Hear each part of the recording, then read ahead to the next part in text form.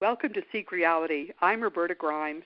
When we come to understand what reality actually is, untainted by religious dogmas, and I'm very sad to say this, also untainted by scientific dogmas like atheism that have nothing to do with science, then everything is going to change. This struggle to understand reality as the dead are describing it to us is about much more than just what happens when we die.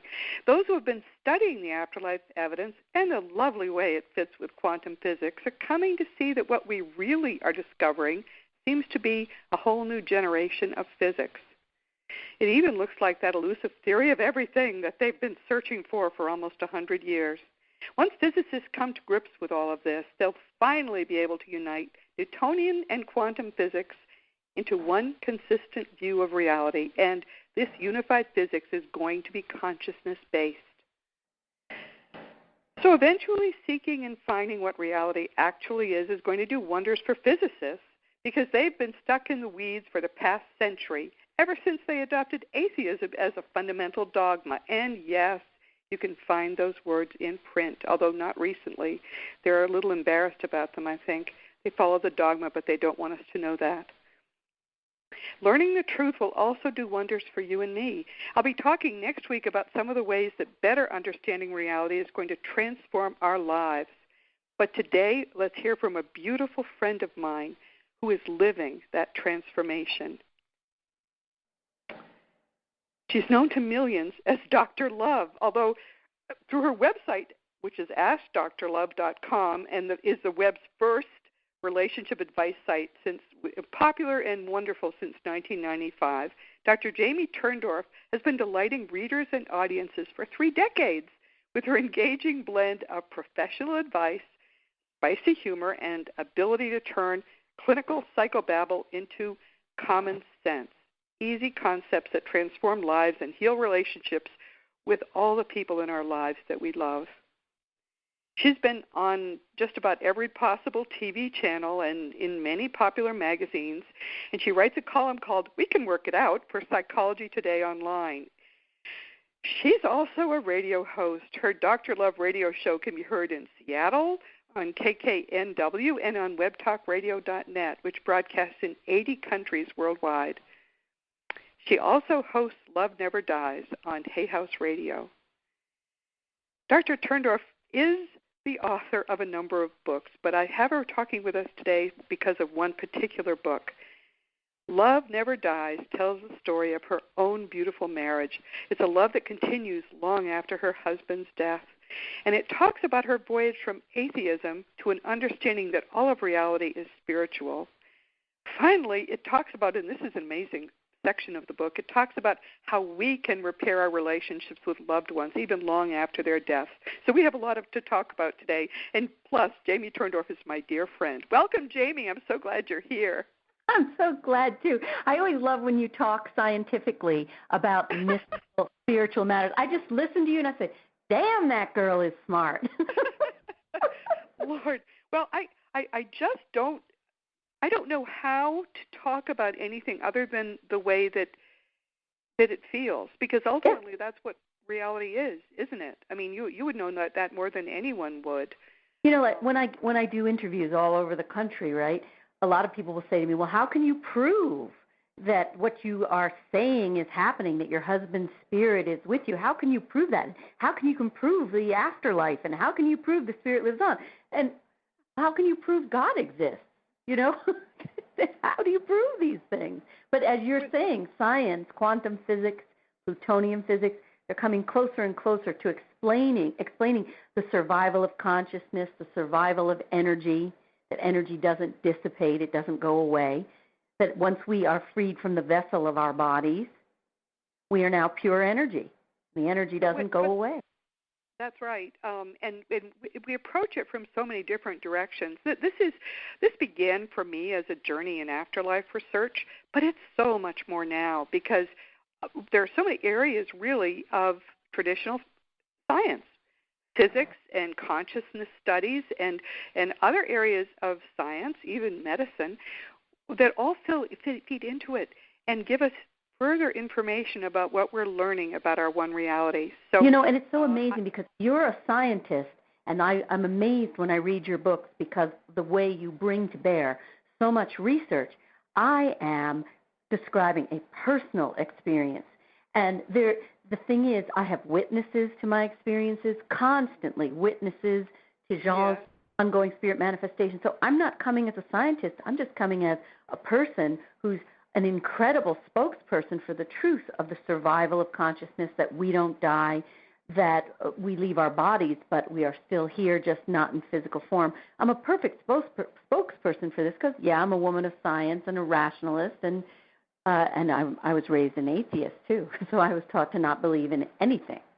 That's but what I want to going talk ahead about of myself. today. Yeah, what I want to talk about, Jamie, is your personal journey a little bit. I mean, I have to just say that I think Love Never Dies is the most beautiful, true love story that I've ever read.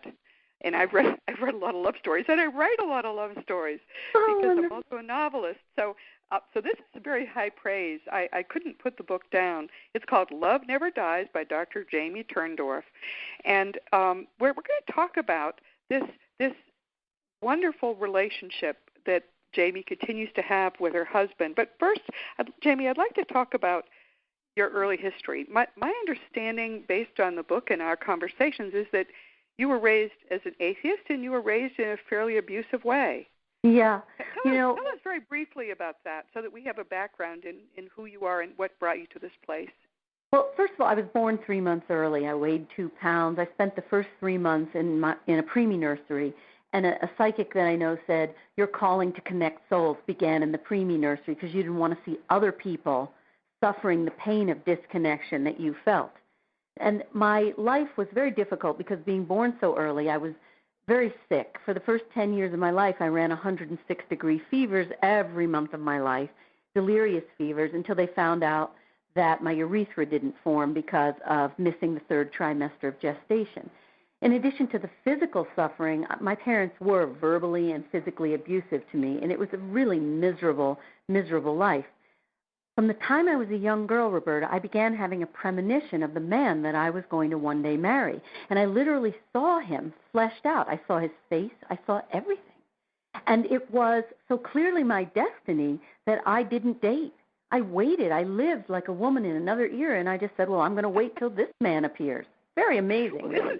Isn't that lovely? One of the things we'll be talking about, I personally would like to talk about on my podcast, is the fact that we all plan our lives in great detail. I also recognized my husband instantly when I saw him. I didn't have him in mind until the moment I saw him. But we do plan before we're born. We plan our lives in detail with the people who are going to be important in our lives, and that, of course, includes spouses, even spouses in marriages that don't work out. Yes, all part of your development, your spiritual development. Right. So I waited until he appeared, and he appeared on the first day of my freshman year at Vassar College. Now, I had been shut out of all the introductory sociology classes, and I really wanted to take sociology. And so I knocked on the secretary's door, and I said, can somebody help me get into intro soc? And she says, well, ask Jean Pain. He's the department chair. He has the power to find an extra seat if he chooses to. So I walk into Jean's office, and Roberta, I have the most astonishing first and only out-of-body experience. I literally feel my soul shooting at high speed through a tunnel to the end of my life.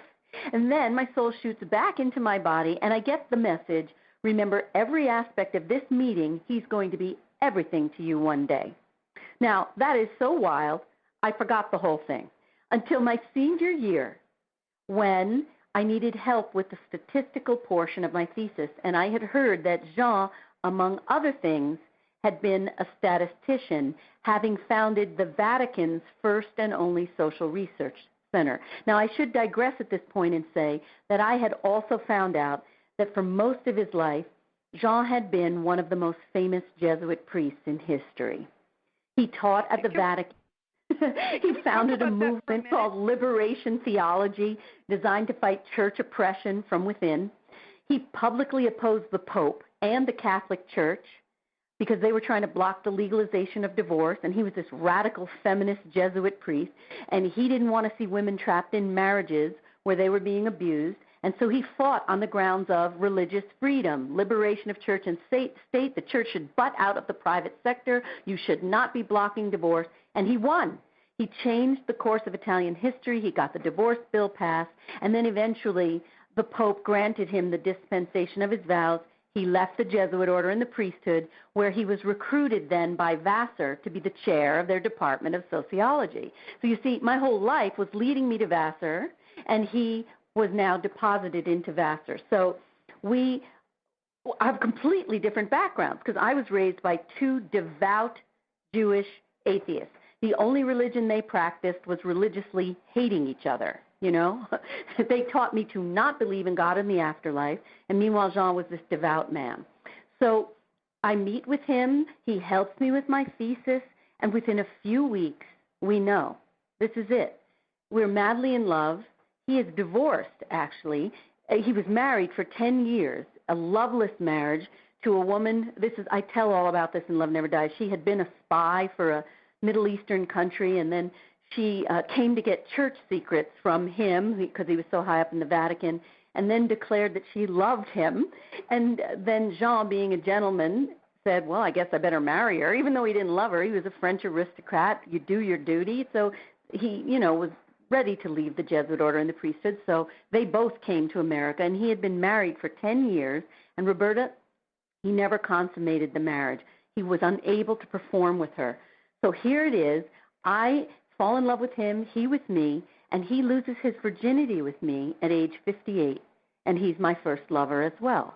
And we are crazy for each other, and we spend 27 years together, inseparable, building houses together, restoring houses, writing books together, just rejoicing in every moment that we spent together.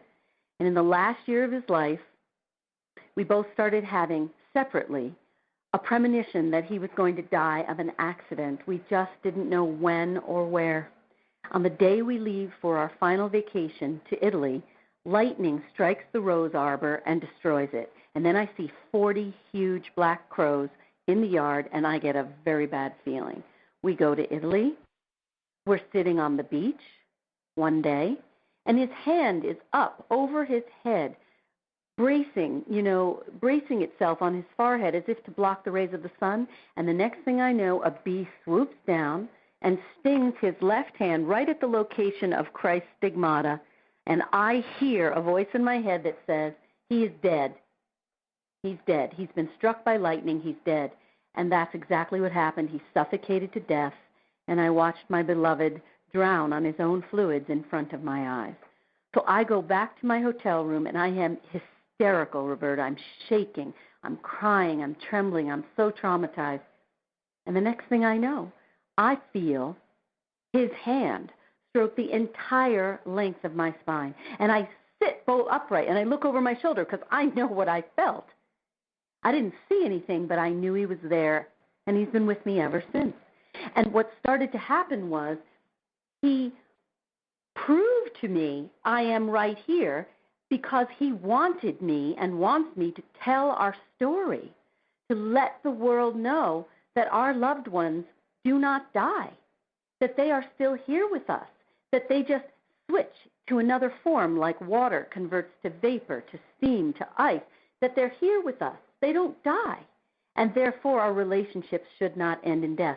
So in Love Never Dies, I tell the first part of our love story, then I describe my discovery that he's still here with amazing stories of his manifestations, and he has gone over the top to prove that he's still here, often in front of witnesses. And then in the second part of Love Never Dies, I help you dispel any beliefs that are going to get in your way of reconnecting, because for most of us, as you said, the religious indoctrination teaches us that it's not possible. You can't talk to loved ones. They're in heaven. They're out of reach. And so I show you how all of this is wrong. What we've been told about the afterlife is dead wrong, because Jean channeled all the truth into me about the afterlife. And then in the third part, I show you how to make your own reconnection without a medium, a channeler, a psychic. You don't need it, because we're all born with the innate ability to energetically communicate. And so I show you how to not only reconnect, but I also bring the first vehicle in history for making peace with the deceased, something which Western grief therapy doesn't offer us. If you're, in conflict with somebody who's died, well, you're SOL, too bad.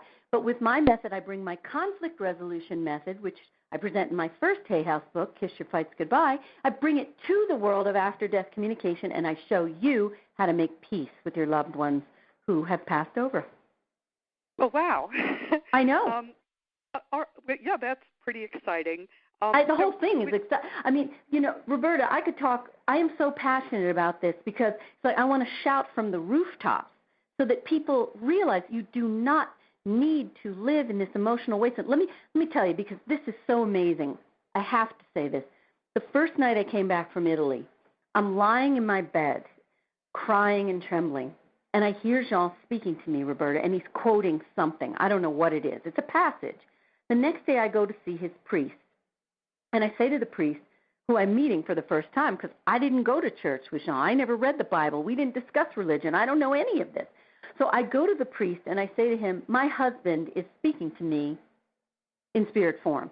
So the priest raises his eyebrow like, yo, this bitch has lost her mind, right? But then I proceed to tell him what my husband said to me last night. I quote what he said. The priest goes white. He crosses himself.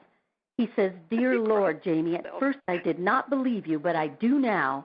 You are quoting an obscure biblical passage from the Communion of Saints. Like I would know? I never read the Bible. Yeah. So it took me a year to understand why Jean chose to quote that and only that passage to me, because he was a religious pioneer in life. He continues to be in the afterlife. The Communion of Saints says that our loved ones in spirit are one with or in communion with God and the saints.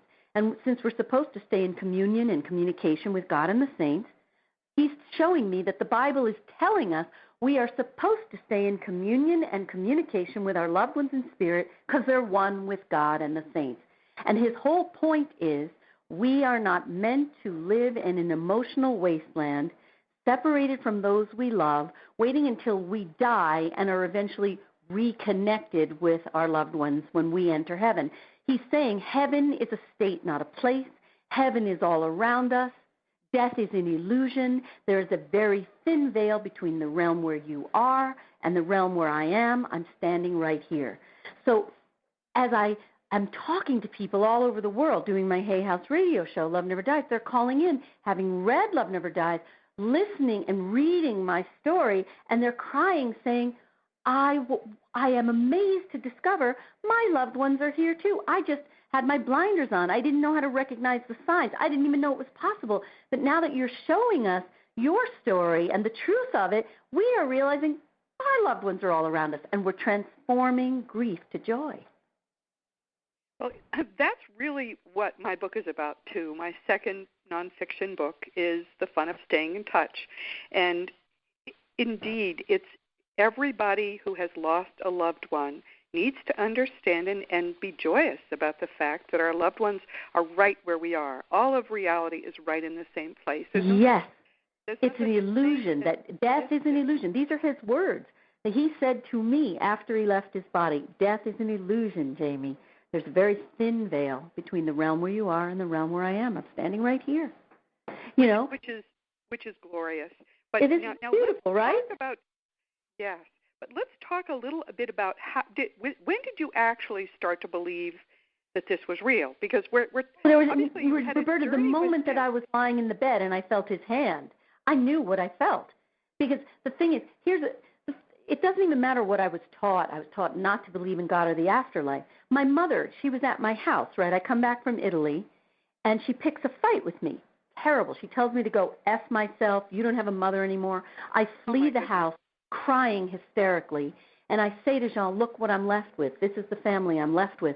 And that's the day that I went to see his priest to tell him what I heard Jean say the night before. So on Christmas Eve, my mother phones me to tell me what happened after I fled the house crying.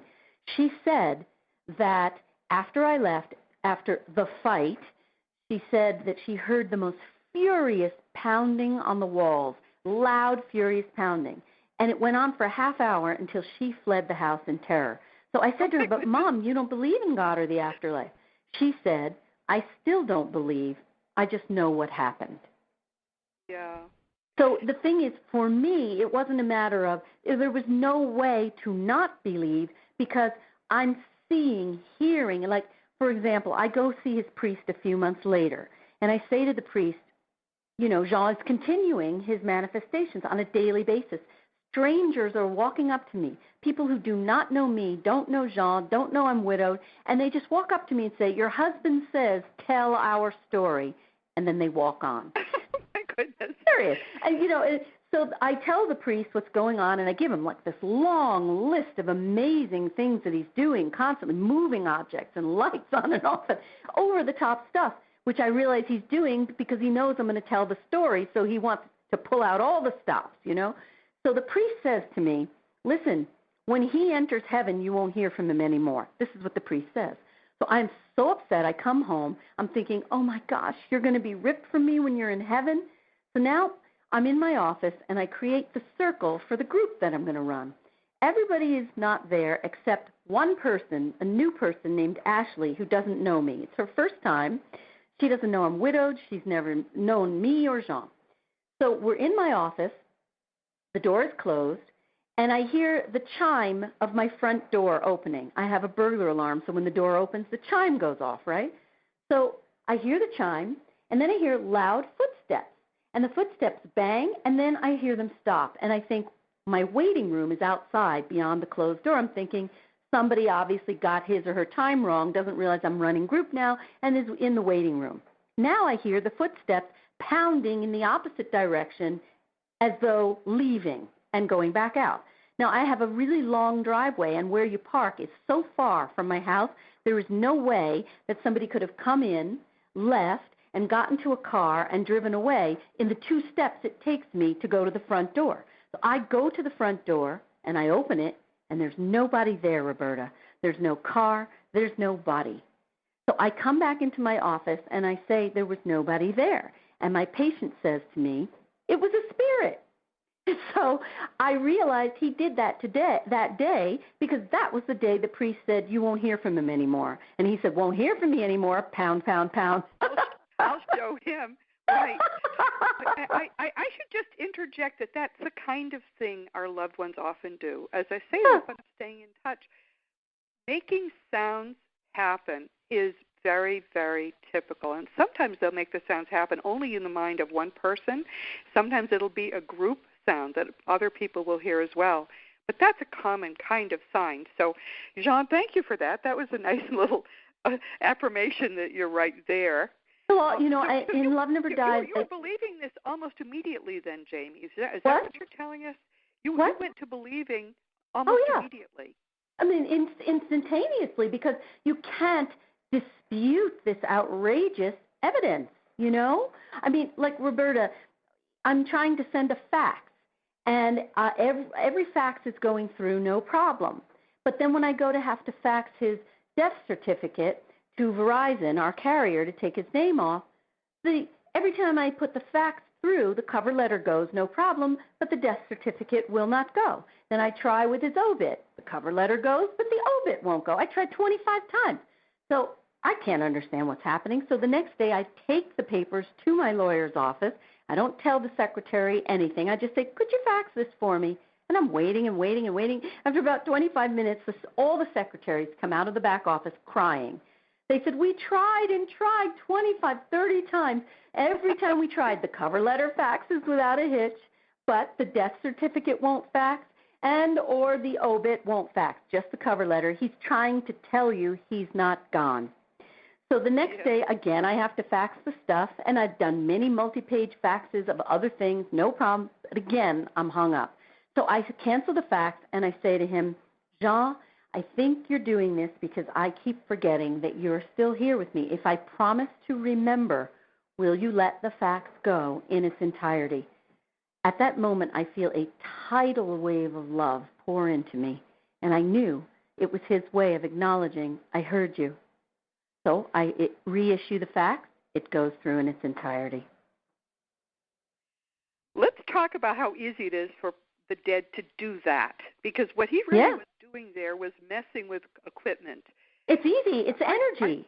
right? Yes. Our dead loved ones are energy, which we are too. We are energy as well. What we think of as physical bodies are energy, but we kind of forget that and think of them as physical and real. There isn't anything actually that's solid. It's all kind of illusions. Hard to call it illusion, but that's what it is.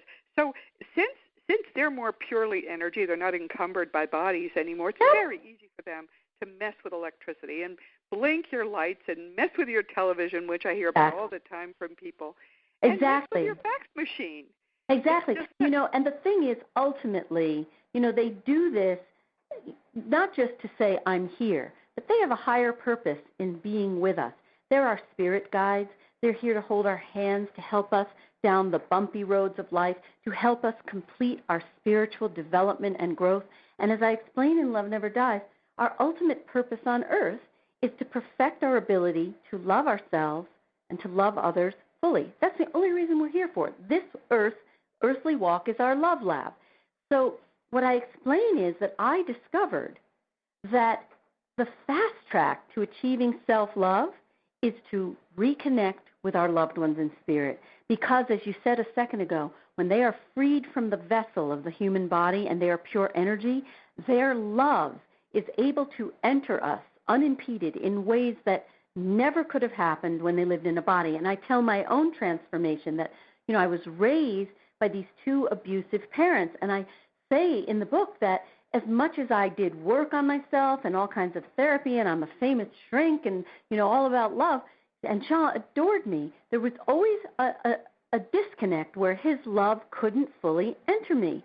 But then, after he left his body, he set out to help me really achieve full self-love.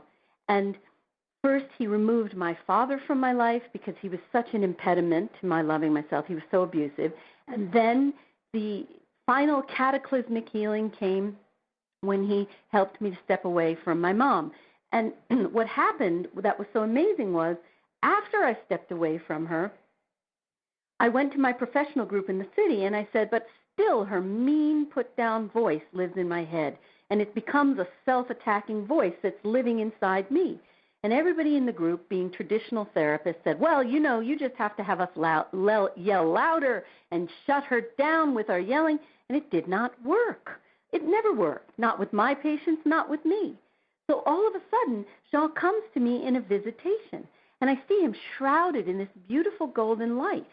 And he takes my face in his hands, and I'm just being drowned in this love that's pouring into me. It is so enormous. It's as big as the universe. And he says, see no evil, hear no evil. And then he takes my face and he turns it toward him as though I'm turning toward the light of love. And suddenly, all this love that I feel from him is pouring into every cell of my body, and now it's my self-love. And that was it. That was it. Wow. All right. Well, these are amazing experiences. Someone who was raised an atheist, and obviously even though you were not religious with him, you obviously became more spiritually alive, being married for 27 years to a man who was already living in spirit in a very I would say it wasn't that. I think I was already so spiritually open because I just was. And he said to me right before he died, you're the most spiritual human being I've ever known, beyond any priest I've ever known. So we're all born with the innate ability to be in connection with spirit, to be spiritual. It doesn't matter what your family says or how you're educated. I was able to talk to animals my whole life. He watched me do distance healings on people and animals. He saw me lay my hands on animals, things that I did that even Jean never did. This is what he meant, because he knew I was sending and receiving energy. And I didn't even know at the time that was just the precursor of our sending and receiving of energetic communications. And we're all born with these abilities. We're just born with it. You know how when we park at a light, right? And we look over at the driver, and the person looks back. Very difficult. It can be very difficult for people, even though we are born with these abilities. It can be very difficult for people, especially religious people, I think, because our religions teach us a lot of things which are not true. contrary to being spiritual. They teach us subservience to dogmas. They teach us that God is judgmental and horribly, it's the opposite of love. It's right. the opposite of love, and or that talking with spirit is devil God. worship, all kinds of false things. Right. So it is difficult for us to find our true spiritual nature. It may well be that your having started as an atheist allowed you to be more open to the possibility. I am absolutely convinced of that. But we can allow the mystery to unfold by not believing everything we've been told. This is all very profound, and I think it's very important for listeners to stop and think about in their own lives how to get beyond whatever teachings there were in childhood that may have closed us spiritually, knowing that we are spiritual beings by nature. I think it's important to begin to acknowledge how that works in our lives. Someone said, we're not material beings having a spiritual experience. Right. We're spiritual beings having a material experience, and that's profoundly true. That's right. John said to me the same thing in another way. He said, what makes you think the realm where you are isn't the illusion and the realm where I am isn't the reality? Isn't it fun? The dead tell us that over and over. They say, you think that's real life. Where we are now is real life. This is the real place. Oh, get real. Yeah. But, I do take a lot of time in part 2 of Love Never Dies talking about the various things that people are taught and the ways that we are raised to believe that are impediments to connecting with spirit. But the bottom line is this. Jean was the most devout spiritual human being. And if he's quoting to me from the Bible, explaining this passage in the Bible shows you that it is absolutely compatible with the Bible, and the Bible is asking you to stay in connection with your loved ones. Just because, a priest tells you one thing, the priest is just repeating dogma that he learned. And every time I have pointed out to the priests what Jean said to me about the communion of saints, they all look at me and say, I can't fault you on that. He's right. I think an insight also to take away is the fact that it isn't only scientists whose dogmas are getting in the way of their open-minded pursuit of the truth. Mm-hmm. It's religious. Mm-hmm. It's clergymen, really of all religions, mm-hmm. who are stuck with dogmas. And those dogmas go back, thousands of years in some cases, and sometimes they're more recent. There's a more recent guru or being who came to try to enlighten us, and instead of being enlightened, the people listening, not understanding what they were hearing, formed more dogmas. So our present-day clergymen, much as they would try to enlighten us, instead are dogma-bound. They've got to stick with these notions, which are patently not true. Now we have this enormous body of evidence that has built over the past almost 200 years between science and religion, two dogma-bound sources of what we used to think was the truth, which are really stuck in their dogmas, so they can't explore. No one who cares about his career in either Christianity, for example, or science is able to look open-mindedly at this enormous body of evidence that people like me are spending their lives studying. So they're both stuck. Neither of them is able to help us understand what the truth is. And the thing is, Roberta, that when you're talking about experiences like I'm describing, you don't understand it with the mind. You just experience it. Like, for example, a couple of months ago was the week of the anniversary of his bodily death. So I say to one of my patients, Jean will always drop coins in my path commemorating the anniversary of his passing. Another common sign is... very common sign, or our anniversary. Right. So my patient, you see, here's the thing that he does, which is such a lovely twist to affirm that it's not just happening in my imagination, right? So my patient blinks and she says, you know what? See my cowboy boots here? They were off in my bedroom in the middle of the room. And she says, all of a sudden out of nowhere, I see a coin falling in the air and landing in my boot. And something told me it was meant for you. And she says, it's still in here. Let me dump it out and get it. Okay? I get my glasses.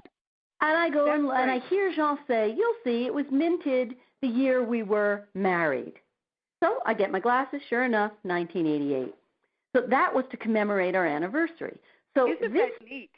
it's That's but wonderful. he uses Let's just explain person. what that is. People are going, huh? Appeared in air? I know. What happened there was an apport. That's an actual thing that the dead can do. Their minds are more powerful than ours, and they are able, obviously, to dematerialize an object somewhere else and materialize it where we are. And people who have seen them arrive, and it's rare, but it's rare to see them arrive. People who have seen them arrive say that they appear in air and drop. There it is. Isn't that neat? So she saw an apport arriving. How there much you go. That is. And so now this year, and I mean I've so many of these stories, but this year, so I have a patient who needs desperately to reconnect and needs to be reminded of the truth that her loved ones in spirit are here just as Jean's here. So I say to her, well, back up. Earlier in the morning, I go to my chiropractor. And as I step in front of the podium, you know, where the entrance there's nobody in the waiting room, and it's just me and the lady at the desk. I say, tomorrow's the anniversary of Jean's physical death. And suddenly I smell gardenias, very strong scent of gardenias. I say nothing, and the woman looks at me and says, "Do you smell gardenias?" So he made her smell it, too, to confirm I smelled him right. So now I come home to my office, and my patient is here, and I tell her what happened. Now, as I tell her what happened about the gardenia scent, I hear Jean say, "But I wish I could give you a bouquet of roses." This is what I hear him say. And my patient sits bolt upright and says to me, "Do you smell roses?" Wow. Right? And this is such no one's heard this one. It just happened yesterday. And I obviously couldn't put it in Love Never Dies because the book's published. But this one is so beautiful. I was actually stunned by it. I'm going to move in a week, and so I am dismantling my life with Jean. And the man was a prolific scholar. He kept every correspondence, all the course syllabi. He taught in Latin at the Vatican, and in the attic, maybe 10,000 books. I've got a huge archive of books. I mean, it's insane. So I'm dragging these books down, and I'm going through one by one old sociology books to make sure if he's referred to it in the index, in the bibliography, or if there's a chapter about his work. I don't want to throw these books away. And some of them are in Italian, but whatever. I am now going through 5,000 books. And the only thing I'm doing is looking in the back on the index and then in the table of contents. But I'm not going through the books.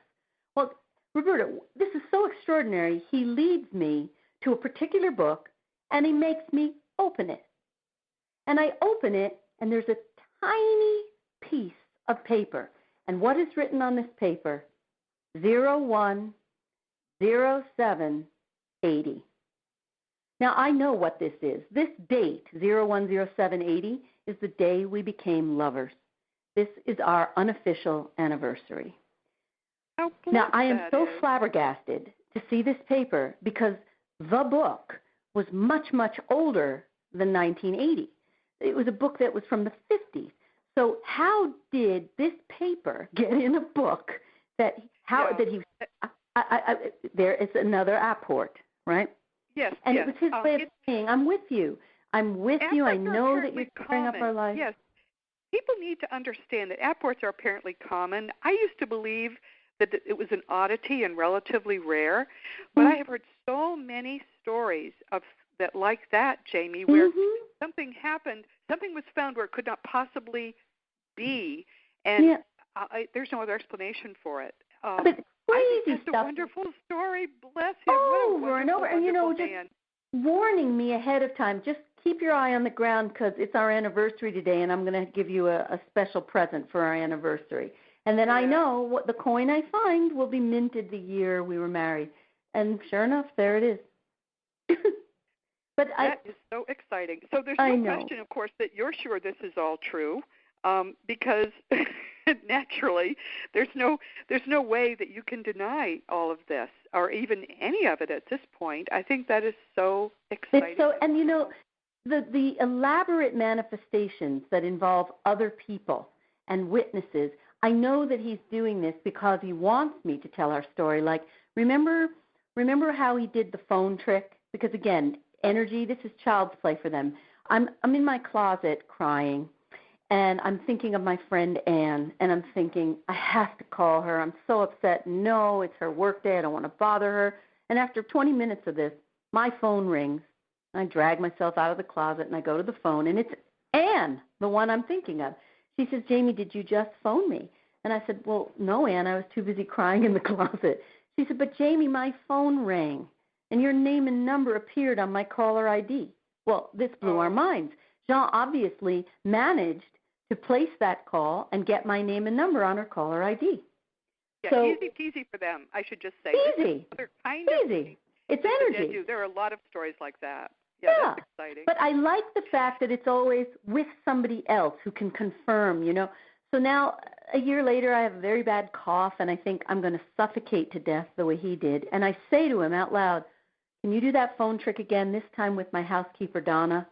And my phone rings instantly, and it's Donna. And she says, did you just call? I don't know. I tell her what happened, and she said, oh, Jamie, your name and number appeared on my caller ID. That's why I called you. I think it's important that people listening should know not all the dead are as involved in working with the living as Jean is. It's important that you're saying this, because the message that he wants everybody to know is every one of these manifestations is for you, the listener, not just for me, because he wants me to tell the story, to let you know that your loved ones are here. They are here with you. That's the difference. The people, I know of other people, too, who have made it their purpose, and the purpose was created before anybody was born who's involved. Right. Their purpose was to die earlier and help someone else to get their message through. And so, you know, this is his sort of a self-assigned duty to be so involved. So if your loved one is not doing these things, please understand it doesn't mean they love you any less. Of course they love you. Absolutely. I'm glad you mentioned it. And I was concerned about that at first, but what I have found that has been so reassuring for everybody who's reading Love Never Dies and calling in from all over the world, the feeling that they have is one of tremendous peace and comfort. When they hear our stories, it helps them open up their mind, their heart, and also in Love Never Dies, I have a lot of very fun exercises to help you tune up your receiver. Because, you know, we have the innate ability, the apparatus is built in, but if we haven't learned how to tune to this different channel, I give you exercises to help you open up more on all your sensory, you know, channels, so that what happens is you start to see, smell, hear, feel, taste. You start to see more, and you start to recognize signs that were passing you by before. And then I actually show you how to go farther. Yeah. It's important to tune up our awareness, and certainly Love Never Dies will help to do that, as will the fun of staying in touch, because I talk about the same kind of thing. Because we are being so let down by the scientific and religious institutions, most people have no idea what's possible. And so and now our hearts to what is possible. Oh, and the thing is, I go beyond the signs to something, you know, the CEO of Hay House said, I've never seen anything like this. Because what I do is I show you how you can actually dialogue back and forth, where you can actually engage in a discussion using open vessels, which are people or animals who are naturally open to spirit, and you can use them as little intercessors to engage in a back and forth discussion. And you can also use earthly props, which are electronic devices, to engage in back and forth discussions. So we have all these props that enable us to speak. And then finally, the most important thing, really, because I can't think of a soul alive who doesn't have unfinished business with somebody in spirit, and I show you how to dialogue with the departed and talk back and forth until you arrive at peace. And it's not only for you, it's for those in spirit as well, because what I'm hearing from them again and again is they need us to help them progress in their own spiritual development, and making peace with us and atoning for the mistakes that they've made is a big part of their spiritual development and growth too. So they need us. That's a very important point. That's something that I hear about frequently from people that they actually have people, their loved ones, only communication with them is repeatedly appearing in dreams or even materializing and appearing as a vision, begging forgiveness. So forgiving those who have left that are no longer in our lives, forgiving them and releasing them is very important. And I show you how to do it because sometimes it's a back and forth. You know, because they also want us to tell them what they have done that hurt us. They are here, and, you know, one of my patients said, I wish my mother would hurry up and die so we could work this out, and it's no joke. Well, maybe that's... because they're more evolved in spirit form. They see them, they're more able to take ownership. And so sometimes we do have to wait until someone is in spirit form to work it out. And they have an eternity to work it out with us. So if you're angry, if you're hurt, they want you to tell them. They want to take ownership. And that's how you work through whatever it is that's still troubling you. I am so sorry that we've come to the end of our time because we could go on for days. My dear friend Jamie is doing wonderful work in the world. If you would like to hear more of her wisdom, the wonderful, wonderful Dr. Love, she podcasts weekly on webtalkradio.net, and she will be presenting at the Academy for Spiritual and Consciousness Studies conference that's being held in September of 2015 in Scottsdale, Arizona.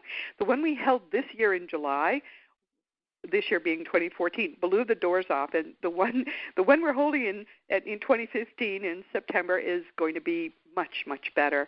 Go to ascsi.org for more information. I'm sorry it's so many letters, ascsi.org. And, of course, Jamie's beautiful book, Love Never Dies, which is the best love story, the best especially true love story that I've ever read, is available on Amazon, in bookstores, and at Jamie's website. Give us your website, Jamie. AskDrLove.com, AskDrLove.com. And then now I'm having a little gift for those who purchase. You'll automatically be entered into my love sweepstakes, and you'll see more details on my site. And also, when you sign up for my newsletter, you get a little free sneak peek of Love Never Dies. That's great. Okay, so that's a place to go and learn more about what we've been talking about. Meanwhile, this has been Seek Reality with Roberta Grimes. You are a powerful, eternal being. You never began, and you never will end. And when you fully grasp all the implications of that extraordinary fact, it will change everything in your life. My own nonfiction books are The Fun of Dying, Find Out What Really Happens Next, and The Fun of Staying in Touch, which explores all the ways that our dead loved ones give us signs of their survival, like some of the spectacular things that Champagne did for Jamie, and also some exciting and sometimes very cutting-edge ways that we can contact them. There's a lot going on in the field of afterlife communication. You'll find details about all my books, plus my blog at robertagrimes.com. If you'd like to learn more about some of the amazing things we're coming to understand about our one reality, past episodes of Seek Reality are available for free on iTunes. Just search there for Seek Reality with Roberta Grimes. I have had some wonderful, extraordinary guests, including another visit from Jamie, and I would love to have you share the experience of learning from them as I have. My guest next week is going to be your host.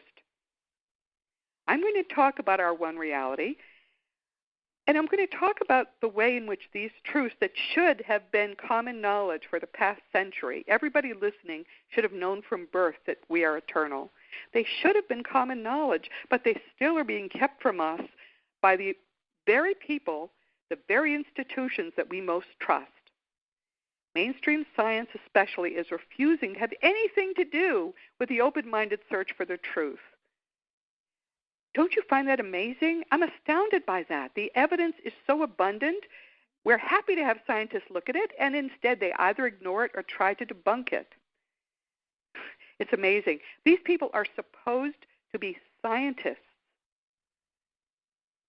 But fortunately, the evidence is becoming more and more abundant and overwhelming and consistent and in the mainstream, so they will not be able to hold out for much longer. Eventually, the truth is going to win. It always wins. Next week, we're going to be talking, too, about all the wonderful ways in which a broader understanding of what actually is true is going to help us to transform our lives for the better in ways that maybe you've never thought about. But this is a thrilling, thrilling new possibility for all of humankind that we're finally going to understand what's going on. So very exciting times are ahead.